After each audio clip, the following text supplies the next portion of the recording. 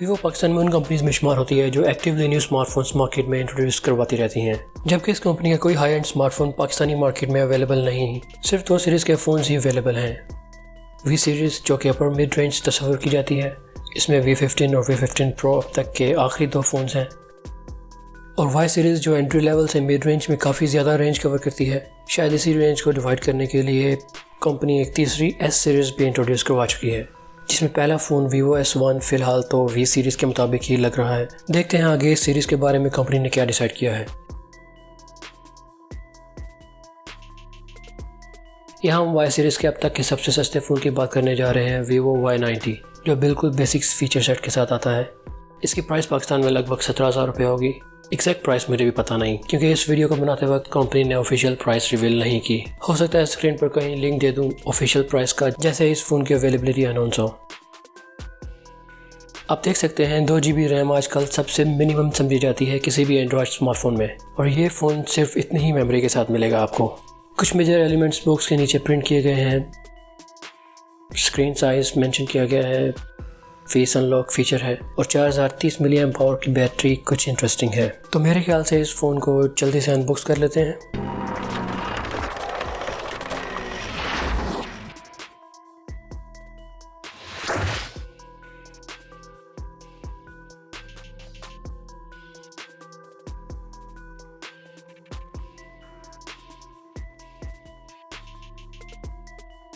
सबसे ऊपर फोल्डर है जिसमें बैक कवर ही होगा।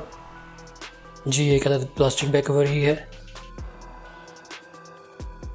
The most important item paper work है जो आजकल कोई नहीं पढ़ता, वारंटी क्लेम लेबल्स, और ये रहा फ़ोन Vivo Y90। रैपर को उतार लेते हैं और मेरे ख्याल से स्टार्ट भी कर लेते हैं। तब तक देख लेते हैं कि बॉक्स में मज़ीद क्या है। सिम इजेक्ट टूल, 1 एम्पेयर का चार्जर है जो कि फ़ास्ट चार्जिंग बिल्कुल भी सपोर्ट नहीं करता, और आखिर में है ये माइक्रो USB केबल। जी नहीं, ईयरफोन्स नहीं मिलेंगे आपको इस फ़ोन के साथ, सॉरी अबाउट दैट। अब देख लेते हैं फ़ोन को। जैसा कि पहले भी बताया कि ये एक एंट्री लेवल का बेसिक फ़ोन है, तो ज़्यादा कुछ एक्सपेक्ट करने की बिल्कुल भी ज़रूरत नहीं है। बैक साइड पर प्लास्टिक मैट फिनिश है जो ज़्यादातर लोगों को पसंद आनी चाहिए। पीछे ही एक प्राइमरी कैमरा है जो सिर्फ 8 मेगापिक्सल का है, और साथ में एक LED फ्लैश भी है। फ्रंट पर ड्यू ड्रॉप नॉच है सेल्फी कैमरा के साथ, और ये भी सिर्फ 5 मेगापिक्सल का कैमरा है। स्क्रीन और बॉडी के दरमियान ईयरपीस दिया गया है। फ़ोन के राइट साइड पर वॉल्यूम रॉकर है और पावर बटन है। लेफ्ट साइड पर सिम स्लॉट है जो 2 नैनो सिम कार्ड्स और एक माइक्रो SD कार्ड को एक साथ अलाउ करती है। फ़ोन की टॉप साइड पर कुछ भी नहीं दिया गया, लेकिन निचली तरफ माइक्रो USB पोर्ट है, मोनो स्पीकर है, माउथ पीस है, और 3.5 mm ऑडियो जैक है। अब जबकि फ़ोन तो स्टार्ट हो चुका है, सेटअप करते हुए आपका टाइम बिल्कुल भी ज़ाया नहीं किया जाएगा।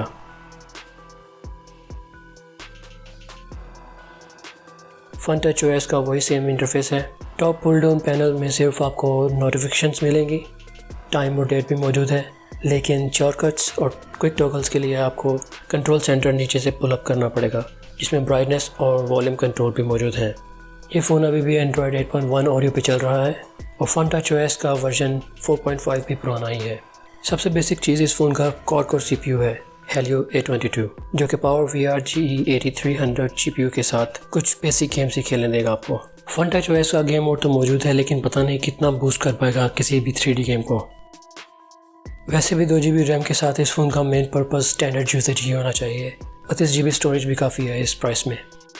सिक्योरिटी के वाले से देखें तो पहले भी बता चुका हूँ कि इस फ़ोन में फिंगरप्रिंट सेंसर नहीं मिलेगा आपको, लेकिन फेस अनलॉकिंग मौजूद है, जो ज़्यादा क्विक तो नहीं लेकिन फिर भी ठीक है।